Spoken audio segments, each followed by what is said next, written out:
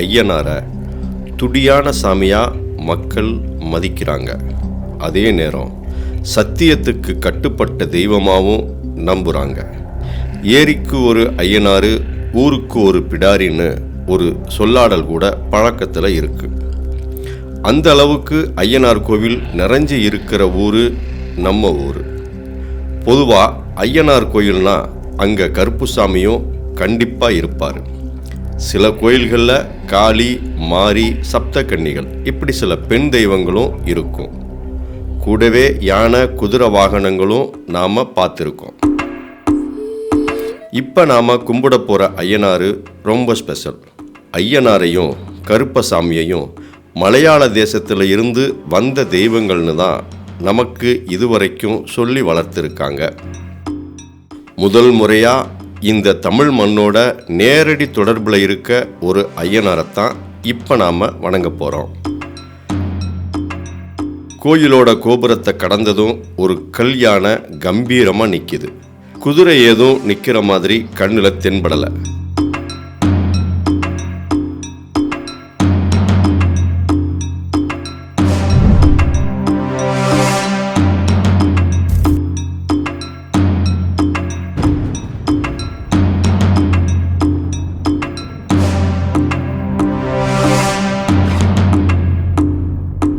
ஐயனாருக்கும் இந்திரனுக்கும் ஒரு தடவை போர் நடந்துச்சு. அந்த போரில் இந்திரனை ஜெயிச்சு இந்திரன்கிட்ட இருந்து வெள்ளை யானையை ஐயனார் கவர்ந்துட்டு வந்துட்டாருன்னு ஒரு பாடல் மூலமாக தெளிவாக சொல்லப்பட்டிருக்கு. அந்த பாடல் அடிமதிக்குடி ஐயனார் பிள்ளைத்தமிழ் அப்படின்ற ஒரு இலக்கியத்தோட ஒரு பகுதியாக பாடப்பட்டிருக்கு. தமிழ்நாட்டில் நிறைய கல்வெட்டுக்கள் ஆதாரங்களோட அமைஞ்சிருக்கிற ஒரே ஐயனார் கோயில்னு இந்த கோயிலை சொல்லலாம். பாண்டிய நாட்டு அரச மரபை சேர்ந்த சுந்தரபாண்டியன், வீரபாண்டியன் இவங்களோட காலத்து கல்வெட்டு இங்கே இருக்குது. அது மட்டும் இல்லை, இன்னும் வேறு மன்னர்கள் காலத்து கல்வெட்டுக்களும் நிறைய இருக்குது. குறிப்பாக நான் இதை சொல்கிறதுக்கு காரணம், அந்த கல்வெட்டுக்களில் இங்கே இருக்க ஐயனாரை திருமண் தவமுடைய நாயனார் அப்படின்னு குறிப்பிட்டிருக்காங்க. அப்படின்னா என்ன அர்த்தம்னா, ஐயனாரே இங்கே இந்த மண்ணில் தோன்றி நமக்கெல்லாம் அருள் வழங்க இந்த ஊர் ரொம்ப தவம் செஞ்சுருக்கான். அட, இவ்வளோ நேரம் உங்ககிட்ட பேசிக்கிட்டே வந்ததில் ஊர் பேரை சொல்ல மறந்துட்டேன் பாருங்க. இந்த ஊர் பேர் என்னன்னா, நம்ம தலையெழுத்தையே மாற்றி எழுதக்கூடிய சக்தி வாய்ந்த ஊர்னு மக்கள் நம்புகிற திருப்பட்டூர் தான். இங்கே இந்த அழகான கோயிலுக்கு உள்ளே அமைஞ்சு அருளாட்சி செய்கிற ஐயனாருக்கு அருள்மிகு அரங்கேற்றிய ஐயனார்னு பேர். இந்த ஊரை நாம திருப்பட்டூர்னு சொன்னாலும் கல்வெட்டுக்களும் இலக்கியங்களும் திருப்பிடவூர்னு தான் சொல்லுது. பாமர மக்கள், கிராமத்து மக்கள்லாம் ஐயனாரை பார்த்தீங்கன்னா முதன்மையான குலசாமியாக பார்த்தீங்கன்னா கும்பிட்டுட்டு இருக்காங்க. நமக்கு கிடைக்கிற ஐயனார் கோயிலில் முக்கியமான முதன்மையான கோயிலாக நமக்கு கிடைக்கிறது திருப்பட்டூர் அப்படிங்கிற அழைக்கப்படுகிற இப்போ பிரம்மன் கோயில் இருக்கிற அந்த திருப்பிடவூர் அப்படிங்கிறதான். அந்த திருப்பிடவூரில் தான் ஐயனார் கோயில் முதன்மையான ஒரு பழமையான கோயில்னு எல்லா பேரும் சொல்கிறாங்க. அந்த கோயிலில் இருக்கிற ஐயனார் எப்படி இருக்காருன்னா, கையில் பார்த்தீங்கன்னா ஒரு ஓலைச்சுவடியை ஏந்தி இருக்க மாதிரி ஐயனார் இருக்கார். பெரும்பாலும் ஐயனார் கோயிலில் பார்த்தீங்கன்னா கையில் செண்டு வச்சுருப்பார், இல்லாட்டி சாட்டை வச்சுருப்பார், இதில் மட்டும் ஓலைச்சுவடி வச்சுருப்பார் அப்படின்னு சொல்லி நமக்கெல்லாம் வியப்பை தருது. அங்கே போய் கேட்டால் என்ன சொல்கிறாங்கன்னா, சேரமான் பெருமாள் நாயனாரோட அந்த திருக்கைலாய ஞான உலா அரங்கேறிய இடம் தான் இந்த இடம். அந்த ஐயனார் அந்த ஞான உலாவை தான் ஓலைச்சுவடியை கையில் வச்சுருக்காரு அப்படின்னு சொல்லுவாங்க. அதனால தான் அந்த கோயிலுக்கு போனோம்னா எல்லா பேர்த்துக்கும் ஞானம், அதே மாதிரி கல்வி இதெல்லாம் கிடைக்கும் அப்படிங்கிறக்காக அந்த கோயிலுக்கு போகிறாங்க. பிற்கால பாண்டியர் காலத்தில் திருமண் தவமுடைய நாயனார்னு இங்கே இருக்கிற ஐயனாரை சொல்கிறது போலவே இன்னொரு கல்வெட்டு இவரை திருமண் தவம் செய்த நாயனார் அப்படின்னு குறிப்பிடுது. அப்புறம் இன்னொரு கல்வெட்டு திருப்பிடவூர் உடைய பிள்ளையார் அப்படின்னு இவரை சொல்லுது. எது எப்படியோ இந்த ஐயனாரை எல்லாரும் அவங்க வீட்டு பிள்ளையார் நினச்சி மதித்து வணங்கி வர்றது அந்த காலத்தில் இருந்து தொடர்ந்து வர்ற மரபாக தெரியுது. கல்வெட்டுக்களில் மட்டும் இல்லை, இலக்கியங்கள்லையும் இந்த கோவில் ரொம்ப பெருமையாக பேசப்படுற கோவிலில் ஒன்றா இருக்குது. இந்த கோவில் பற்றியும் இங்கே இருக்கிற ஐயனார் பற்றியும் கேட்க ஆச்சரியத்துக்கு மேலே ஆச்சரியமான செய்திகளாக வந்து நம்மளை திக்குமுக்காட வைக்குது. கையில் சுக்குமாந்தடியோட குதிரை மேலே ஏறி வீரமாக ஊரை காக்கிற சாமியாவே பார்த்த ஐயனார் இங்கே கையில் ஓலைச்சுவடியோட ருத்ராட்சம் போட்டு அடக்க ஒடுக்கமாக அறிவை சொல்லித்தர சாமியாக பார்க்க போகிறோம். ஆமாம், அதுதான் உண்மை. இவர் தான் அரங்கேற்றிய ஐயனார். வம்சம் வளரணும், வாழ்க்கையில் சந்தோஷமும் பொருளாதாரமும் பெருகணும், நோய் நொடி இல்லாமல் வாழணும்னு ஐயனாரை கும்பிட்டுக்கோங்க. மீதியை பிறகு பேசுவோம்.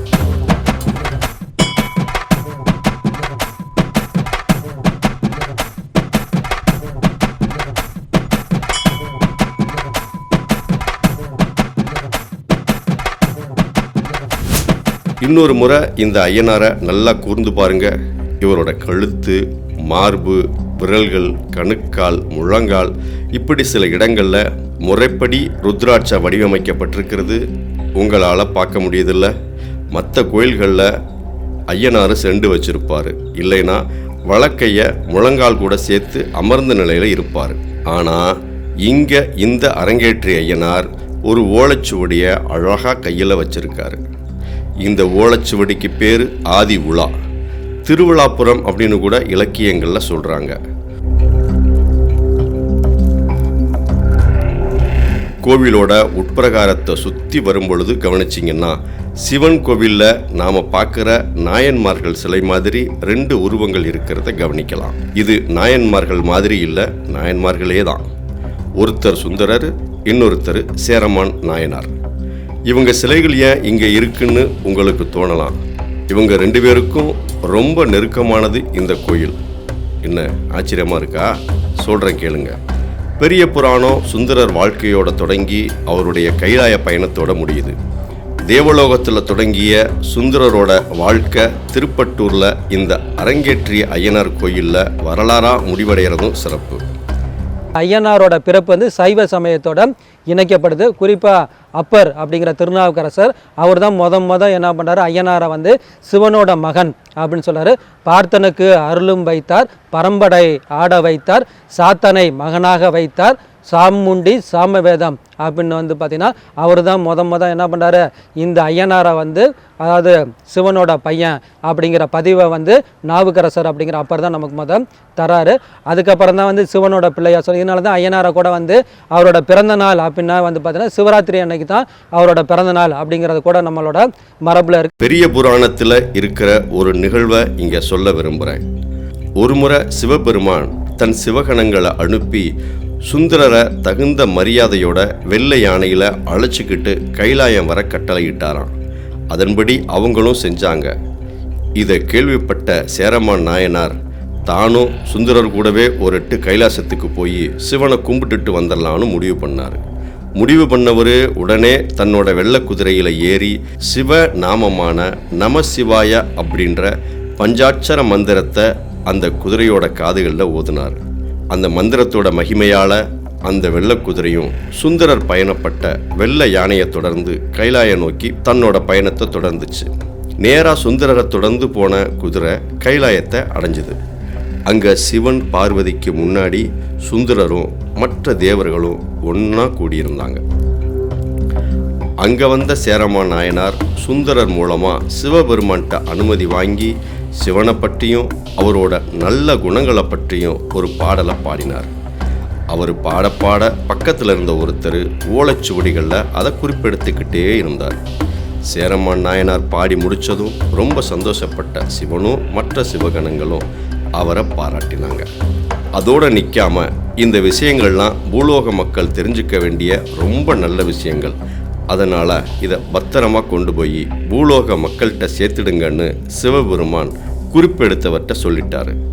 அவரும் சரின்னு உத்தரவு வாங்கிட்டு இங்கே வந்து சிவனிட்ட கட்டளையை நடைமுறைப்படுத்த ஆரம்பித்தார்.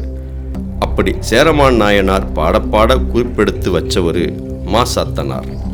அவர் பாடின பாட்டோட தொகுப்புக்கு பேர் திரு கைலாய ஞான உலா. மாசாத்தனார் பூலோகத்தில் அந்த பாடல்களை அரங்கேற்றிய இடம் இந்த பிடவூர். இந்த நிகழ்வுக்கு ஆதாரமாக அரங்கேற்றிய மண்டபம்னு ஒரு மண்டபம் இந்த கோயிலில் ராஜகோபுரத்துக்கு முன்னாடி இருக்கு.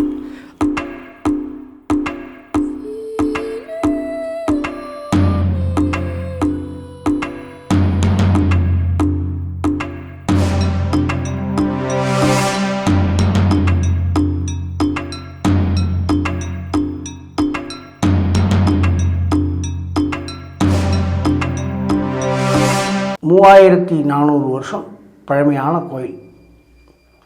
ஐயனார் ஐயப்பன், ஐயனார், தர்மசாஸ்தா அப்படிங்கிறது எல்லாம் ஒன்று தான்.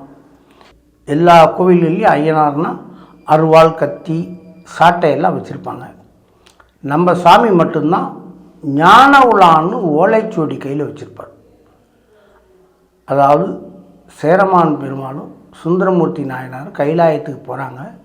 அங்கே ஈஸ்வரனை பார்த்த உடனே இந்த சேரமான் பெருமாள் இந்த ஞான உலாங்கிற பதியத்தை பாடுறார். அந்த பதியத்தை தான் ஐயனார்கிட்ட கொடுத்து பூலோகத்தில் போய் கல்வியை பரப்ப சொல்லி ஐயனார்கிட்ட கொடுத்து, ஐயனார் அதனால தான் இந்த கிராமத்துக்கு வராது. இந்த கோவில் வாசலில் எழியக்கூடிய நிலைமையில் உள்ள ஒரு மண்டபம் இருக்குது. அந்த மண்டபத்தில் தான் அரங்கேற்றம் நடந்ததாக சொல்கிறாங்க. அதனால் அந்த மண்டபத்துக்கு பேர் அரங்கேற்ற மண்டபம்னு பேர். அதனால தான் நம்ம சாமிக்கு ஓலைச்சுவடி கொண்டு பூமியில் அரங்கேற்றம் பண்ணதுனால சாமிக்கு அரங்கேற்ற ஐயனார்னு பேர். அதனால் படிக்கிற குழந்தைகள்லாம் இந்த சாமிகிட்ட நிறையா பிரார்த்தனை பண்ணிக்கலாம். எல்லா கோவில்கள்லேயும் ஐயனார் ஊருக்கு காவல்.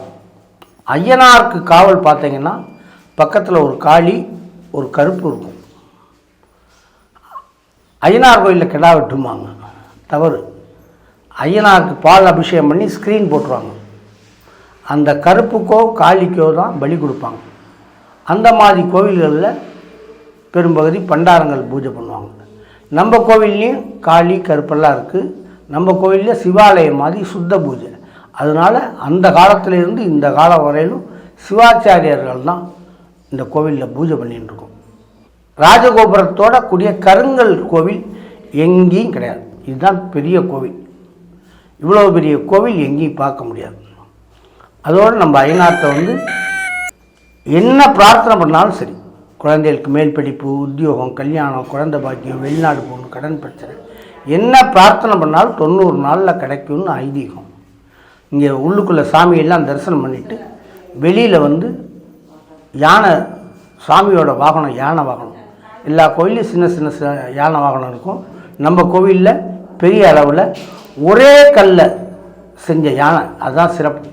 அந்த யானைக்கிட்ட அவங்கவுங்களுக்கு என்ன தேவையோ அதுக்கு தகுந்த மாதிரி தேங்காய் வாங்கி சிதற்காய் வேண்டி உடைச்சா 90 நாளில் கிடைக்கும்னு ஐதீகம். இந்த கோவிலில் இருக்கிற ஐயனார் கையில் ஓலைச்சுவடியோட காட்சி தர்றாரு. அதே போல் இயல்புக்கு மாறா இங்கே சுந்தரர், சேரமா நாயனார் சிலைகள் இருக்கு. சிவபெருமானுடைய அருளாசியோட இந்த திருக்கைலாய ஞான விழா இந்த ஊரில் அரங்கேறியது. அதை இந்த உலக மக்களுக்கெல்லாம் நினைவூட்டத்தான் ஐயனார் கையில் ஓலைச்சுவடி அமைஞ்சிருக்கு.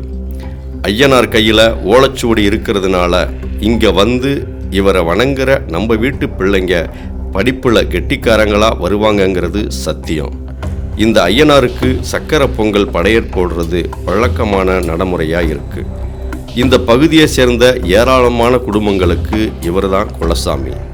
பூரண புஷ்களை இவங்க 2 பேர் கூடவும் அரங்கேற்றிய ஐயனார் அம்சமாக உட்கார்ந்து அருள் வழங்குற இந்த கோயிலில் ஒவ்வொரு வருஷமும் ஆடி மாதம் வர்ற சுவாதி நட்சத்திரத்தன்னைக்கு சிறப்பான திருவிழா நடக்குது. ஏன்னா அன்னைக்கு தான் சுந்தரருக்கும் சேரமான் நாயனாருக்கும் கைலாய காட்சி கிடைச்ச நாள். வாய்ப்பு கிடைச்சா அந்த திருவிழாவையும் இந்த வருஷம் நாம் பார்த்துடலாம். இந்த பதிவில் நான் சொல்லாத பல கல்வெட்டு செய்திகளை இன்னொரு நாள் சொல்கிறேன். உங்கள் ஊரில் இருக்கிற இதே மாதிரியான கோவில்களை பற்றின தகவல்களை எங்களுக்கு தெரியப்படுத்துங்க. நாம் சேர்ந்து பயணிப்போம். நன்றி.